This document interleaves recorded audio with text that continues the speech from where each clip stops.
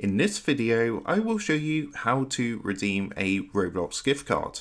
So let's jump straight into it. So in order to do this, the first thing you're going to want to do is come across to roblox.com and log into your account. Now, once you've done that and you're logged into your account, you want to come up to the top right hand corner and you want to go ahead and click onto your Robux icon. So this icon here, if you click onto this, you're going to get this small menu come up. And what you want to do is come down and click where it says redeem Roblox codes. Now what that's going to do is take you across to a screen like this. From here, all you need to do is enter the code from your Roblox gift card, whether that's a physical card or a digital card you might have brought online. So you just want to go ahead and enter the code into here. And after doing this, what you're going to want to do is come down and click the redeem button just down at the bottom. So of course, this is just a test code. This isn't a real code. So for myself, it's going to say invalid code.